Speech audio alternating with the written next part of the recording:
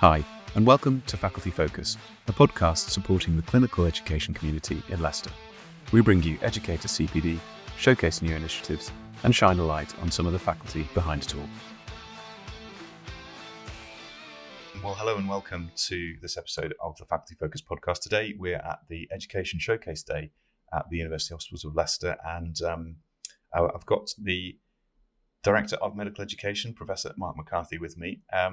So, hello, welcome. This is the third Education Day that we've had here, isn't it? It is, yes. Yeah. It looks like it's taken quite a bit of work to organise. It's quite a packed programme. Yes, I mean, I've got to say thank you to the team, really, particularly Joanne, Claire, and Kate Whitmore, who've done a lot of the organising. I really sort of helped put the programme together, but most of the organising is done by the team.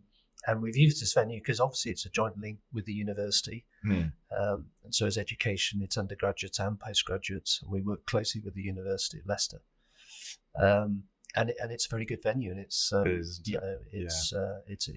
sort of a warm, friendly environment, which is what we want, really. Yeah, and I think it's important to hold it offsite. So for our listeners, we're at the University of Leicester's College Court, which I believe used to be a residential sort of hall of residence for the students, and now they've converted it into a bit of a conference centre. So yeah, it's great, and I think it's quite nice to get off-site, isn't it? Because then you're really out of that clinical hospital environment, and you can sort of switch into a different. Yeah, you can switch off, turn your phones off, and you're not distracted by the issues. That frequently pop up. Yes, yeah, and of course we've got. I know this morning we've been using Reese and Max, who've been helping with the IT, and they've looked like they've got some really interesting stuff lined up later on. Yeah. So, as you're, what's the kind of aim when you're sort of thinking about putting these days together? What's the aim of bringing everyone together for these Education Showcase Days? Well, I think you just said it there, bring people together, really. I think that's very important, particularly, over the last few years, everything's been done remotely, and I think we've all missed being in the same room together. And what you do miss is their networking at the breaks, coffee and lunch, speaking to people that you don't necessarily see from time to time. So it's the networking side, but also, delivering information to people about what's happening in education, because there is a lot happening, and the educators in the trust may not know that when they're on the shop floor. And so we've got quite a varied programme, both at undergraduate, postgraduate level. And there will be some updates from our fellows. We talk about what we're doing with technology and the improvements in that, and with the facilities that we're improving. But we're also sort of looking at having quite some interactive forums with the audience, really, to try and get some information out of them about what they want. Yeah, that's a great idea. And hopefully over the course of the day, we'll manage to pull a few people in and get them to talk about their specific areas. Great. Just overall then, as the Director of Medical Education, what's your take on the education environment at UHL currently? I mean, as you said, there's a lot going on, but do you have sort of feel for how things are, or areas that we need to? I think it's very pressured, really. I mean, the clinical, particularly going into winter now, the clinical services are really pressured. Every day, there's excess number of patients in ED waiting for beds, people on the backs of ambulances. And, it's not infrequently the consultant SPA time has been taken down, which then has a knock-on effect on the sort of education of trainees. Training days are going down. Yeah. And so you've got this gap between November and sort of February, March, really, where I wouldn't say education takes a backseat, but it's the first to suffer. Yes. And I don't think anybody wants to do that, but it's the pressure of the clinical workload. Yeah. But overall, I think if you look at our GMC survey data, we're sort of sitting quite well amongst all the trusts in the East Midlands. Yeah. The overall satisfaction score showed that we had no red flags compared to some of the other trusts we have. Okay. Obviously, individual services have issues, but overall, we were doing quite well. Excellent. Yeah. Well, that's really is something positive. And we've certainly been involved in looking at a few of those red flag areas. So, good. And I know that the education now features in the trust strategy. So is that something that we're revisiting within the department to update, refresh our education? Yeah, because we set our previous strategy to the old trust values and the trust strategy, and now we need to align it to the new one. Within the new trust strategy, we sit with sort of research and education and innovation as important pillars, really. Right. So what we're aiming to do is to align our strategy with the current strategy of the trust. And part of today is we'll have an open session where we're going to try and talk about that and get some views from our educators to try and sort of steer us to what they want in our strategy. Yeah. I think that is really important, isn't it? You've got the shop floor educators who sort of feed into that strategy. That's great. Well, thank you very much for joining. I know you've got a very busy day. You've got a presentation to prepare for, but just before we go, like I said, it's a packed program. Is there anything in particular you're looking forward to? Any session that you've seen that you thought might be quite interesting? Well, yes, we've got a retired police officer talking to how to negotiate, with extreme terrorists, right. Many of which I haven't seen in the trust, but I think those techniques can be useful sometimes, particularly dealing with difficult conversations. And obviously the updates from the secondary care dean and the sort of the head of the medical school are quite important things, really, which will help shape us as to what we're doing in the future in UHL.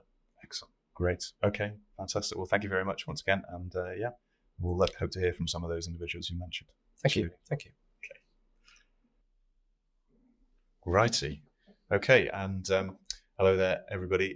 Now, I've managed to capture someone from the medical school. I've got Professor Simon Gay with me now. So you're the head of the Leicester Medical School. And you've come here. You're just here for the morning for this part of the conference. You're obviously a very busy man. Yes, I've managed to put the morning aside because obviously UHL is a key partner in the education of our students. I'm going to slip away for the afternoon because I have to be at some other meetings, but I'm coming back later. Right. And so you've recently just taken over as the head of the medical school. Professor Richard Holland was your predecessor. How are you finding the role? Have you been in very long? Or? So I've got a long affiliation with Leicester. Actually, I did my GP training in Leicester back at the end of the 80s, early 90s, and then left the area for a couple of decades before coming back. I actually came back to the East Midlands and worked at Nottingham Medical School for a few years. I came back to Leicester Medical School 4 years ago to take up chair in medical education and primary care there. And then I've taken up new roles within the school. So most recently I was appointed as one of two deputy heads of school, the other one being Dr. Fiona Mile, consultant hematologist. Yeah. And then when Richard Holland announced that he was moving to Exeter, I threw my hat in the ring and I was lucky enough to be appointed. Right. So it's just started in role the 1st of July. So I'm still a bit wet behind the ears from the top job point of view. So not even 6 months, just okay. And so I think I remember seeing things about Leicester Medical School. You certainly see posters up and about and in the communications, but it seems to be a very popular place to come and study medicine. It seems to score pretty well in these rankings from both the student side and from research side. Is that kind of your experience of the students you've come into contact with and the faculty working at the university? So Leicester and Leicestershire has long had a strong pedigree in education and training. Even when I came to do my own training, it was a beacon within the region of somewhere good to get good educational experience, and I think that's persisted clearly over the decades. Leicester Medical School has gone from strength to strength in the last 7 or 8 years, I think, and a lot of the credit for that goes to Richard Holland, but also for all the people who are involved with the medical school. And in my talk, shortly after we finished speaking, I'll be emphasising how well it's doing currently and how much of that is in no small part down to people at UHL. The students we get, I would say it, wouldn't I? But I think they're excellent. The metrics from various angles demonstrate that that's not just a personal opinion, that's actually got a wide held belief. And just a couple of years ago, for example, 1 in 6 applications to medicine within the UK were made to Leicester. Oh, wow. And there are they're approaching now 40 medical schools. So that's a testament all of its own. Yeah, fantastic. Yes, so certainly school leavers are hearing that message. Yeah. So as you said, you've got a session a little bit later on discussing some of the issues around undergraduate training. But just for our listeners, what are some of the challenges facing the medical school, perhaps locally and even nationally? So all of us in whatever sphere of healthcare are living in a period of austerity, aren't we? We're forever having to think about how we do more with less funding and square that circle. The important things for me as head of the medical school are that we do that in collaboration and cooperation with the local education providers that support us. And the largest supporter we have of our medical school in that regard is UHL. So a key relationship, not only to maintain, but actually to strengthen and nurture further. If we look at the national landscape, the country is struggling to retain doctors at the moment. We're producing good quality graduates, but they're finding the working environment within service provision to be very challenging. And one of the government's responses to that is to try and increase the number of healthcare professionals we produce. And obviously, as a medical school, we will engage with that as far as can possibly go. It would be really good to see the same level of focus paid to actually improving the working conditions for all concerned, because whilst we can produce more graduates, we still need to retain the ones we produce. Otherwise, all we're doing is increasing the number that are available to move to other countries. Yeah. So that's an important issue for me that we must just keep reminding everyone. Whilst we're genuinely invested in increasing the numbers, we must also be genuinely invested in increasing the conditions for those who do graduate. Yeah. When we come to look at increasing numbers, obviously the NHS long-term workforce plan has come out, and that has a number of interesting and stimulating strategies within it. Some of them have been met with more positivity than others. So, for example, apprenticeship model training for healthcare professionals has generally been seen as quite positive, but has had a much less positive reaction within the medical school communities up and down the country for the production of apprenticeship doctors. Yeah, that's certainly something we've seen. Some, if you're connected into that social media world, you certainly have seen a lot of strong feelings on both sides. Yeah, it's quite controversial. Yeah. But alongside that, and in reality, probably much more likely to deliver the numbers of clinicians that we're looking for are the proposals to reduce the current 5-year degree program for primary medical qualification to 4 years, and the equivalent primary medical qualification with a foundation year from 6 years to 5 years. That, to me, is something we need to explore very carefully. But we also need to make sure if we go down that route that we don't just succeed in burning out our students before they qualify rather than during their qualified apprentice. Yeah. So that's a huge amount to cram into 5 years. Absolutely. So yeah, definitely some careful planning there. With all that in mind, then, is there any specific messages you want to? I know certainly one of the earlier talks we had, Greg McMahon talking about how we can involve some of our UHL educators in a more formal role. He's talked about the clinical teacher role and some of the tariff that comes with that. Are there any other key messages you would want UHL educators to know about from the medical school? Or? So the first thing I'd say, and I said it briefly as a comment to Greg and Greg and Martin Carthy's presentations, is that the relationship we have as a medical school with UHL educators is a strong one. The success of the medical school is in no small part down to the contributions UHL educators make. So what's already happening, what's already going well, we really need to try and preserve, maintain, and progress as much as possible. But the pressures are going to increase. The need to put more students through is going to be there. And we can only do that through collaboration, cooperation, and co-design, really. We are it's a bit like when I came into medicine. When I joined the NHS in the 80s, I felt like the professionals were very much in it together. There's very strong team ethos. Yeah. And I think that at the moment we are contracted to different organisations, but the reality is, if we have the healthcare fabric of society in the UK in our mind's eye, we're all in the same team, and we have to move this forward in a way that works for everyone. Great. Well, that's really good to hear. Well, we'll sort of bring things to a close here, let you get some coffee. But thank you very much for joining us on the podcast. And I look forward to hearing a bit more of it in your talk later on. Thank you. It's been an absolute pleasure, and thank you very much for inviting me to speak with you. No problem. Great. Okay, so I have managed to grab the chair of the Doctors in Training Committee, Miss Sarah Jane Messiter, one of the vascular registrars here at UHL.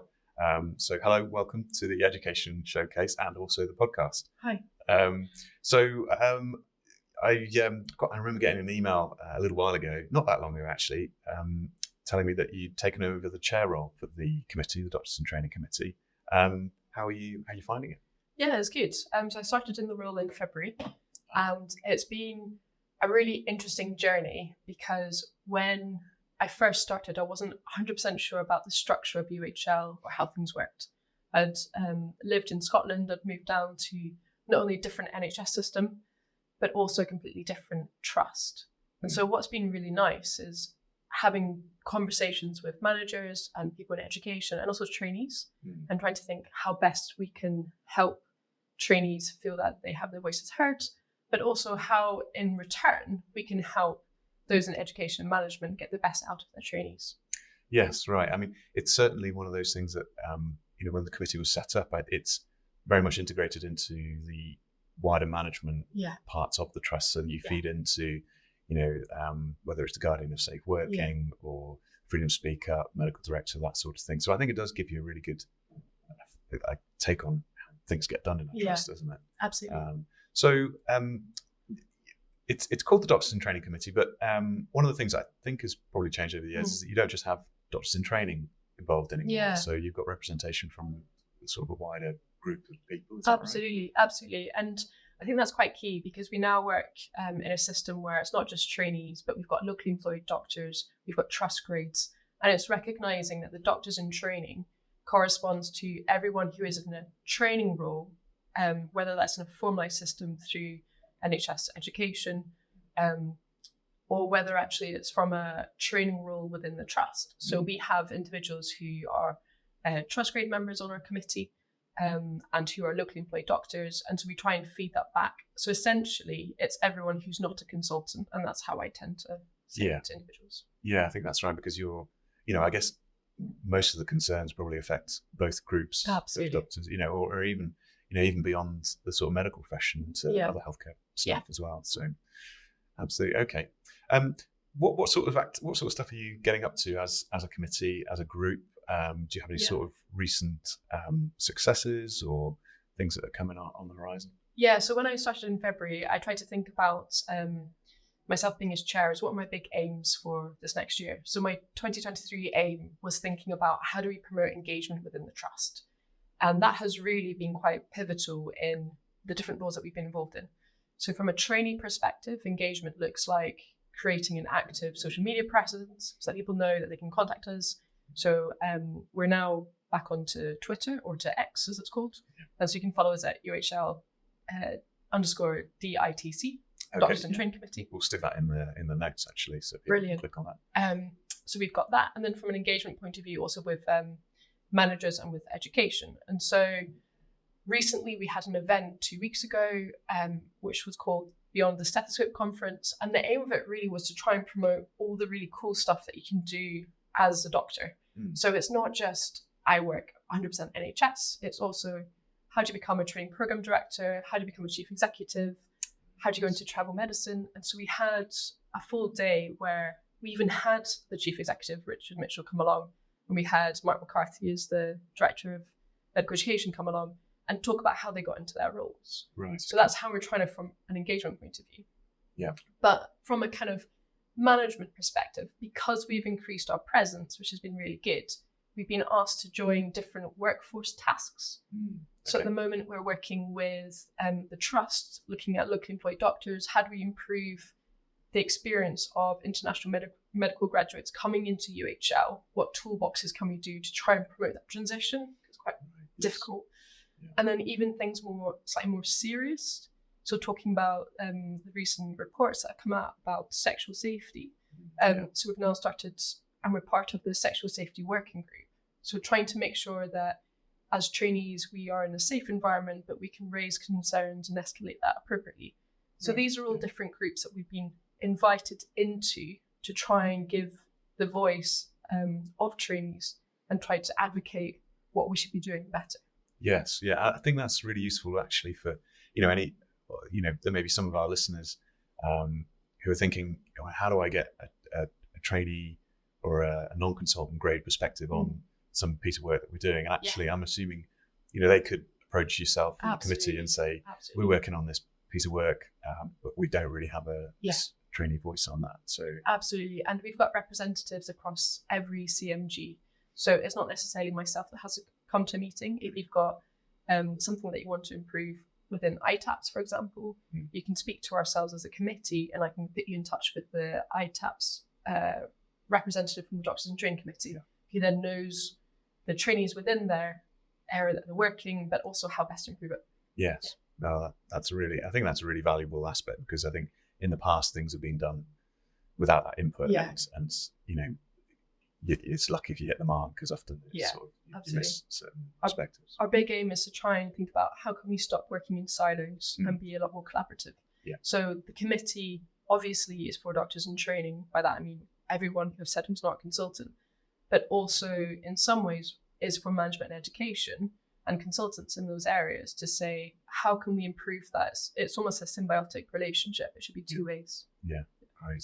I guess one of the problems with a sort of committee like that is that people rotate on a reasonable bit. So it's, I guess, making sure that you still have reps in all areas of, throughout the year as people move away. Yeah, and that's been quite interesting actually. So as our engagement has increased, we found that we're starting to improve this area. So to become chair, it was an interview process, and so there's a few individuals that applied.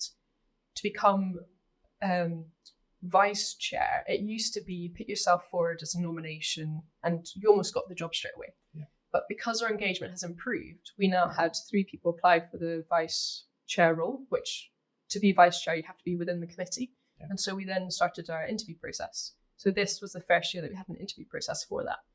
Okay. And now to be a committee member, what we're now saying is that you should have the almost AOK from your educational supervisor to say that you represent trainees within the area that you're working, so that those who are working on the committee truly do represent doctors within the trust. Yes, it's not just a kind of CV booster. Yeah, absolutely. To say that you've done. Yeah. Okay. No, that's. No, I hadn't really appreciated that as an aspect of taking on a role like that. So that's really good. Okay. Well, I'm conscious it's lunch, so I've got to try and let you get away. But just for anyone listening, how would you get involved with the committee, or how would you find out who your rep is if you're working in UHL and you've got an issue you want to raise? Absolutely. So we're doing a piece of work at the moment where we're putting together a PDF spreadsheet which will say who all the CMG reps are in your area, and that will be circulated through the JDAs. But the other really easy way to do it is to just get in touch with us via our UHL email account. We'll stick that on the notes. Yeah, exactly. So if you email us in, or you send us a message on Twitter, then we can get back in touch with you. If you want to be part of our committee, then we really, we welcome members, because the more diverse we are as a committee, the more we represent the voices within UHL. And so, get in touch. Great. Okay, lovely. Right, well, we'll send it. We'll put all those links onto the show notes. But I will let you escape now. And but thank you for spending a few minutes with us. And thanks for inviting me. Committee. Thanks so much. Bye. Cheers. Bye. Okay, so now I've managed to pull out the medical director, Andrew Furlong, from the award ceremony which we just had in the main hall. It's got to be one of the nicer parts of the job, isn't it? Handing out education awards. It certainly is. Most of my job involves things that are going wrong and getting involved with those. Often, if you see the medical director on the news, it's because something's not gone well. But this is fantastic to be able to do these sorts of things. And there's as we just said, we've just done the awards, and great to feel the energy in the room, great to see the enthusiasm of people.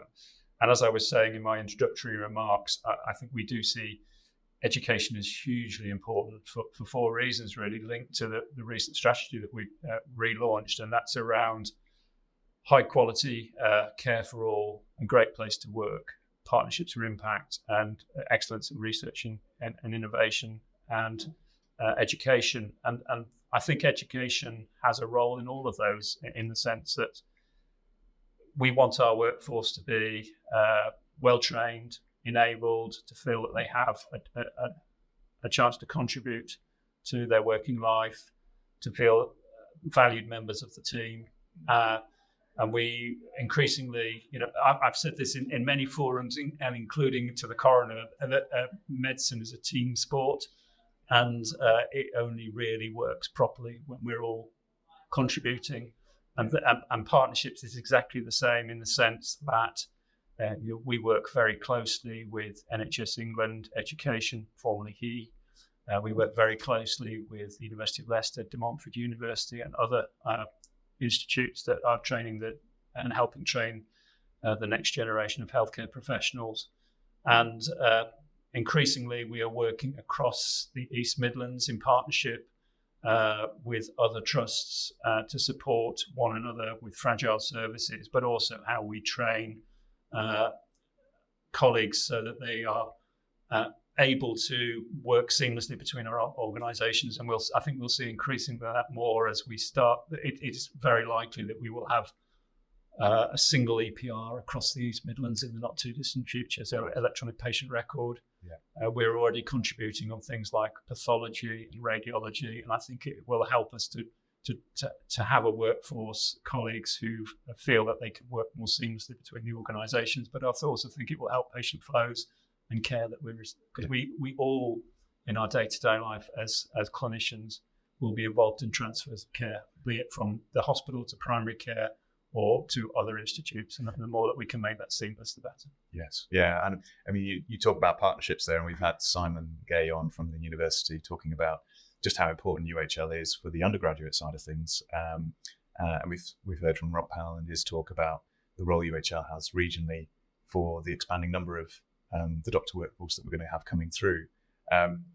Just how does the kind of higher level management hear about education? What sort of what news do they get? How do they get it? And how aware are they about sort of the aspects around training at UHL? So I think that the board take education and training incredibly seriously for the reasons that I talked about, and do see it as really important to attracting high quality people who want to come and work and stay in Leicester.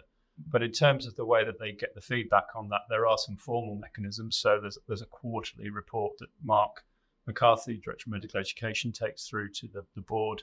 There is a Trust Board's subcommittee called the People and Culture Committee, which meets monthly. And one of the things that they're looking at is all of the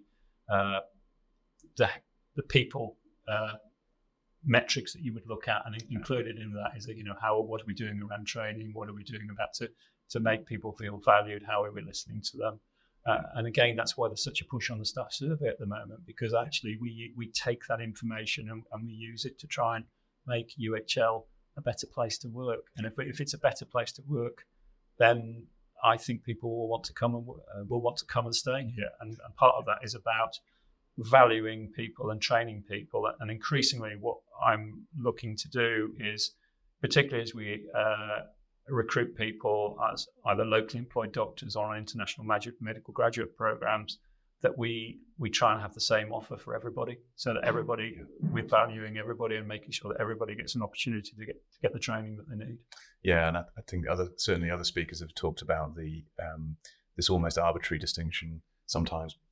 And I guess from your point of view, it's really about the workforce overall, rather than, like, say, local employed doctors, or whether they're on an established training scheme. Ultimately, they all need to be trained, they all need to progress, whilst also providing the service for the trust in the areas they work. So, yeah, the finances of education, it can be difficult to trace some of the funding that comes into the trust for education, but it feels like things are getting a bit tighter. Sort of, we know where the money's going. We know we're sort of having a bit more accountability for where the money's going and the roles people are having.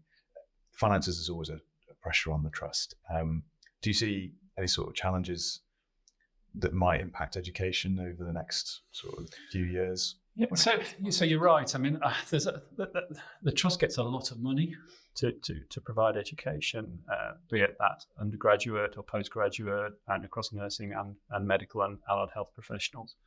And for many years, there wasn't great clarity about where that money was going, what was being provided for it. And Mark and team, along with myself, have worked with finance colleagues to try and bring more clarity to that. Certainly with Lorraine Hooper, our I say new financial director, but she's been here for probably 2 years now. Lorraine absolutely gets the importance of accountability for, we are given the money for a purpose, right, and we need to be clear that we're delivering that purpose. And the thing that Lorraine has also helped us with is, so the money is given for time for people to train, but it's also given for provision of facilities, and we've been able to use the money slightly differently to start to put some money aside for capital projects in a way that we haven't been able to before. And hopefully people will have seen that in some of the improvements that have taken place in the postgraduate centre at the Leicester Royal Infirmary, and we have plans to try and do that to the other postgraduate centres as well.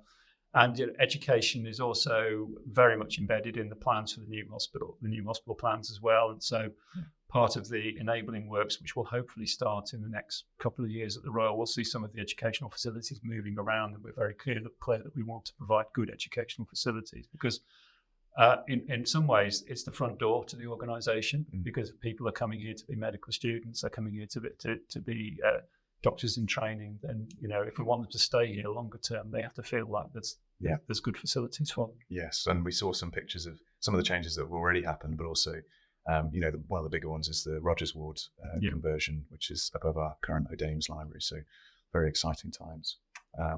But that's really interesting. Thank you very much for spending a few minutes with us here. I know we're missing out on one of the sessions, so I might let you escape and rejoin that session. But yeah, thank you very much for spending some time with us. They're more than happy to do so. And I think these sorts of days are very important, that people have some time for some thinking and to get together and to collaborate.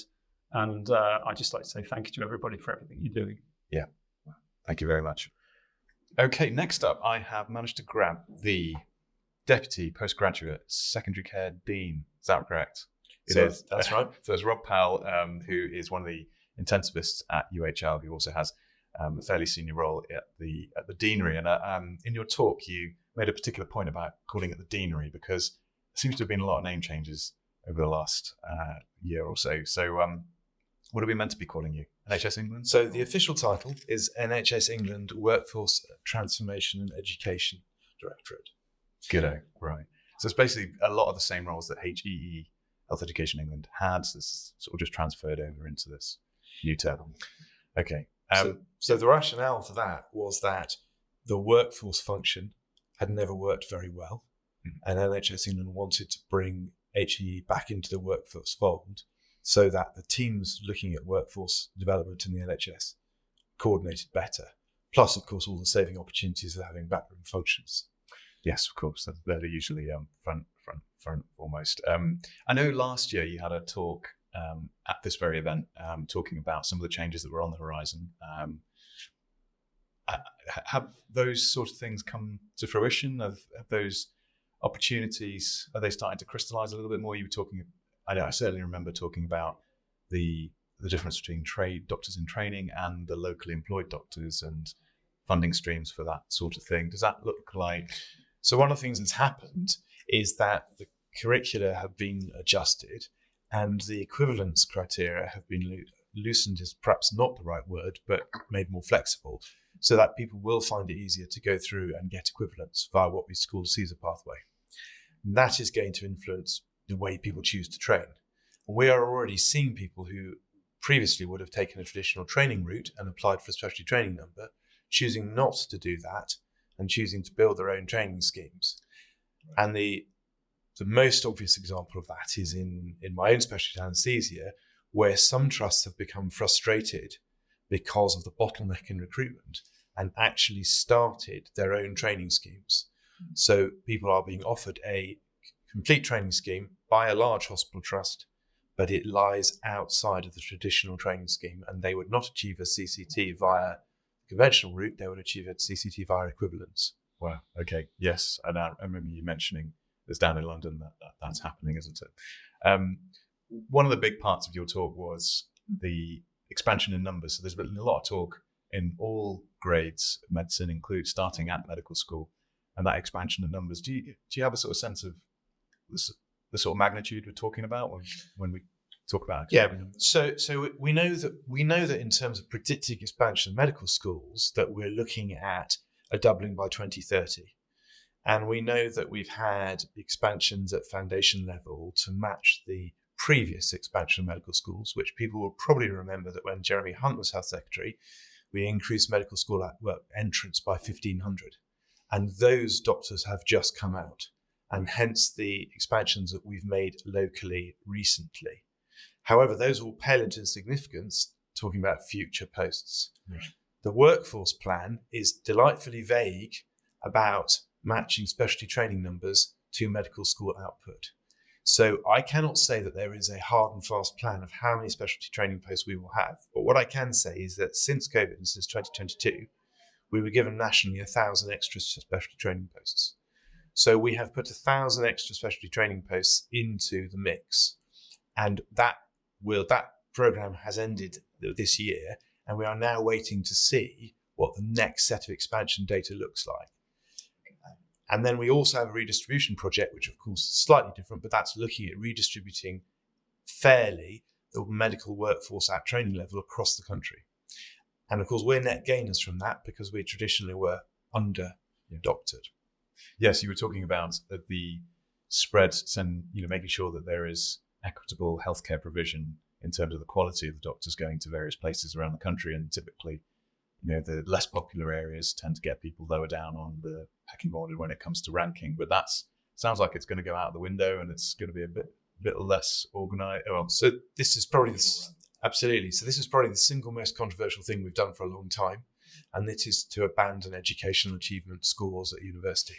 So medical students who previously worked very hard, obviously, were then in deciles, and those deciles informed their success at allocation.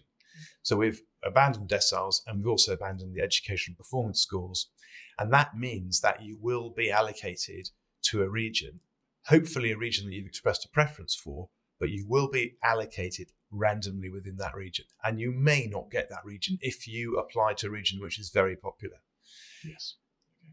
There is a national requirement that we provide a quality of care across all geographies. And so we've got big initiatives to try and support the rural and remote communities. And of course, Lincolnshire for us, and for particular in, part of my job is supporting Lincolnshire and making sure that whenever we talk about expansion, that we have not excluded Lincolnshire. And Lincolnshire has a medical school. We're trying to grow a health economy that is independent. We don't want people commuting from Nottingham to Lincoln. We want people who live in Lincoln. We want people who work there, live in a flat there, our junior doctors there, our senior doctors there, and they're not itinerant medical workers. Yeah. Okay. And the other thing that other people have talked about today as well is, as well as the expanding number of doctors, there's also an expansion in these allied roles as well. And of course, trying to fit all of that into the mix is at another level of complexity that needs to be sort of thought about. But sounds like it's in the very early stages at the moment. There are quite no numbers involved there. So there are targets in the long-term workforce plan. And for example, we know that physician associates, we're hoping to have, train 1,400 physician associates as a consequence of the plan. And I don't think there's anything to worry about. And I don't think doctors need to worry that they're somehow going to come and steal doctors' jobs. It's still a relatively small number of people compared to medical training. Yeah. The problem with the plan is that we've got some targets for nurses increasing their places by 92%, for example. But as yet, we don't know how it's going to be funded, and we don't know how to do it yet. And so that's the big question. And of course, we also have potential change in government coming up. We don't know who the next government will be and whether they will endorse the current plans as they're laid out. Yeah. was interesting speaking to you because a lot of the talk that we talk when we discuss education in UHL, it's at a very local level. And actually, one of the things that's coming across is just just how close or more aligned with the politics of the day that a lot of the stuff that you were involved with in terms of, long-term workforce strategies, things like that. So that's really interesting. I'm sure a lot of our listeners will be interested to hear some of that.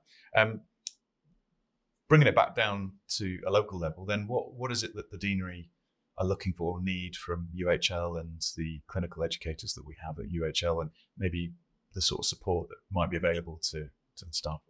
So the big test coming and the big challenge is providing enough supervisory capacity to all these different learners.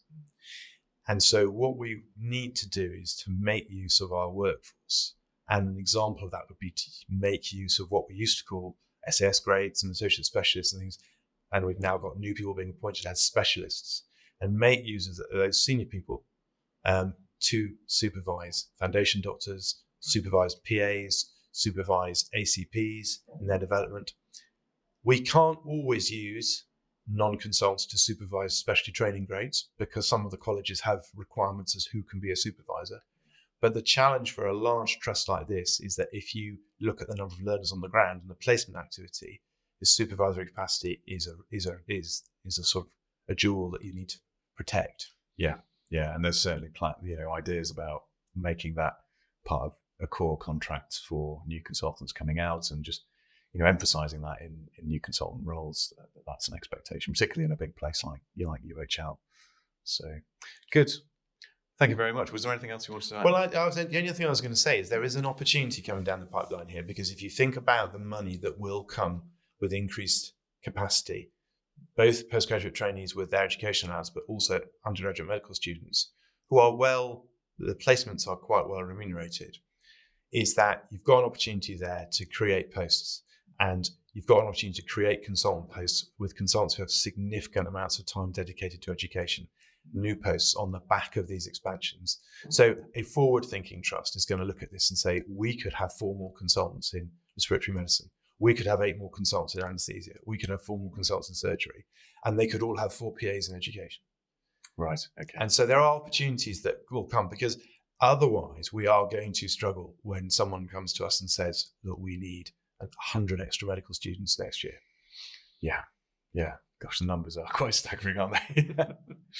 Great. Well, thank you very much, Rob, for joining us. It is coffee break, so I'm going to let you escape and grab a coffee, but I'm sure that's going to be a real interest to our listeners. Thank you. Thanks. Right. Hello. It's the end of the Educator Showcase Day, and I've managed to grab Professor Winston Rennie, who is the lead foundation program at TPD, and you gave a talk earlier on today. So when it comes to foundation training, we have a huge number of foundation doctors within the trust.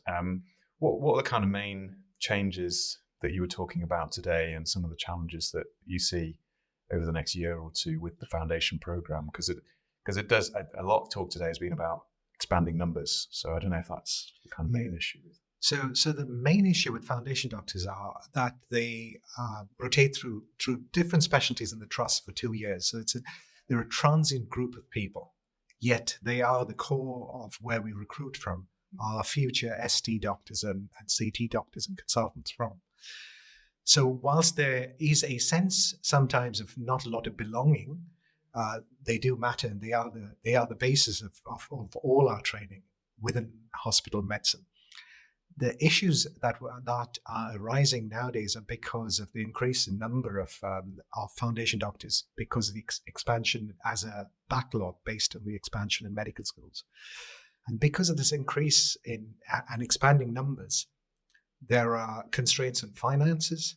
Specialties are finding it difficult in order to recruit education supervisors and sufficient training posts, because the numbers of consultants have remained exactly the same, whereas you've got an expanding base. So the talk this morning was all about the inverted pyramid. Yes. With squeeze time for the educators because of the expanding numbers of trainees, which is only going to get worse as time goes on. Yeah, so and that's because the expansion in medical school places that happened 5 years ago is only now just that cohort is now coming out of medical school, and suddenly that's now part of the foundation. Yeah. So numbers. It really was Jeremy Hunt's plan of expansion that has led to this. And then there are plans now recently to expand the numbers even more in medical schools, which will reflect. So it isn't just an issue for foundation doctors, it's an issue for ST posts, specialty posts, etc. Because the number of consultants are actually remaining the same, if not dwindling. Yeah. And I guess into that mix of numbers, some of the people today have been talking about we have a large international medical graduate workforce as well. So, within UHL, within lots of NHS hospitals. So somehow they have to sort of feed into the equation as well. Yes. So that causes another constraint in resources for the foundation doctor. So you have to remember that every foundation doctor comes with half the NHS salary and a educational package, which is supposed to provide for training, for supervisors, etc. The issue with locally employed doctors and international medical graduates, it's all well and good if international medical graduates come in via the foundation program. Then they are part of this package and they're given the funding follows the doctor. The others, it's where things get a little grey is when people say a foundation equivalent doctor, or they call them an F3 or an F4. You have to remember an F3 here is a misnomer. You could be F7 and still be called an F3 doctor, but there is no funding that follows you. HE do not look after you. Right. And effectively, you're a locally employed trust doctor. Yes. Locally employed trust doctors have to be funded 100% by the trust. There is no money that follows you for your training.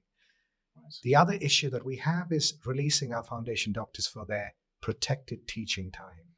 And the only way we manage to do that is because you have locally employed doctors on the wards, allowing them to go. So what we've done for ourselves is to create a two-tier system with competition where there should really be no competition. Everybody should get equal training. Yeah. But unfortunately, that's the world we live in, and that's the way it is. Oh, you're right. And we had Rob Powell earlier talking about some of the challenges that presents, really. And we, like you say, this two-tier system, actually, everyone in a below consultant grade in the hospital is still, everyone's looking to train and progress, and whether you're in a training post or not. So of course, it's to sort of have parity in the opportunities that you give. So potentially there's some opportunities to improve that with some of the changing structures around the deanery. If given what you said about the numbers that are of foundation doctors we're expecting to see over the coming years, is there a sort of a message for the clinical educators we have in UHL? Obviously, we're involved with supervising a lot of them, but is there any sort of key things you want to get across to? So the key message I'd like to get across is please stop calling them SHOs.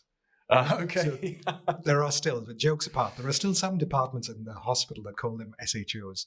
An SHO, if you take year one of an SHO's job in the old days, the old SHO versus an F1 and an F2 doctor, if you add their time as an F1 and F2 doctor together, you wouldn't even get the amount of time a year one SHO spent on a ward. Right. So there is a complete difference. So effectively, if you think of F1 and F2 as an extended form of the old house officer job, that's effectively what it is. So please don't call an F2 an SHO. That's what I'd say.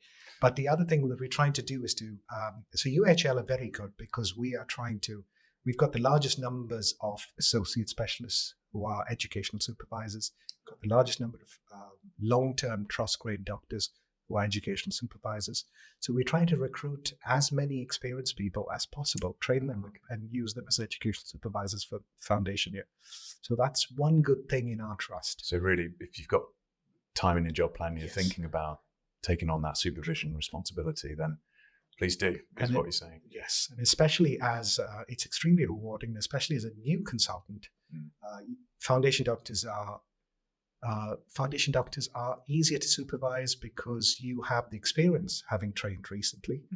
They're not as hard to appraise as a senior colleague of yours. Yeah, and it's a great time filler for your SPA where you're actually doing some good. You see a lot of rewards are apparent when you see them become consultant colleagues of yours or in other specialties. Yeah, absolutely. That's certainly how I started off in my journey as an educational supervisor. Is started off with the foundation program, and actually there were some changes during that period which I think it actually made some of it easier, and some of the requirements have been stripped out, and the feedback mechanisms are a little bit better than than when I was in FY. So I think it is. I would agree with you that it is very rewarding. That's really good, because most of the time, when you changes happen in the NHS, it's usually detriment rather than better. Yeah. So it's quite heartening to hear that from you. Particularly, I think if there is an element of struggle there, because they aren't first year doctors straight. That's that first professional role with a title, and people do struggle. And I, if you can help someone through that, it is incredibly rewarding. Yes, it is. So yeah, I'm keen to let you go back and enjoy yourself down in the bar. Just over the course of today, was there any particular sessions that you found interesting, or thought actually I'm going to take that away? And so I found the IT talk by Max and Reese extremely useful, especially the practical aspects of it, where we had to log in on our phones, etc. Yes.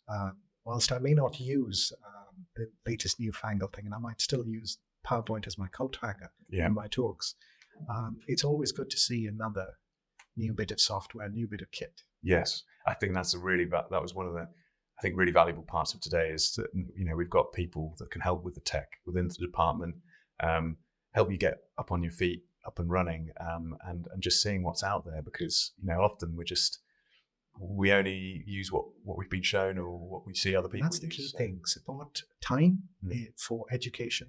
Support your admin and your clerical staff, and space. Have an office and a quiet area to train. Those are the 3 key things that I think we as educators need. Yeah, but we really need to support and nurture staff like the IT people, etc. Yeah, absolutely. Well, there you go. There's a message for our chief exec. Well, thank you very much, Winston, for joining us. I'll let you get back to your beer, and we'll catch up soon. Pleasure. Thank you very much. Thanks for listening to the Faculty Focus podcast. If you like the episode, please share with friends and colleagues. You can also like and subscribe to the show, and perhaps even leave a review. Clinical education can be tough, but we're stronger as a community. So if you have an idea for an episode or would like to come on and talk to us, do get in touch via email or Twitter.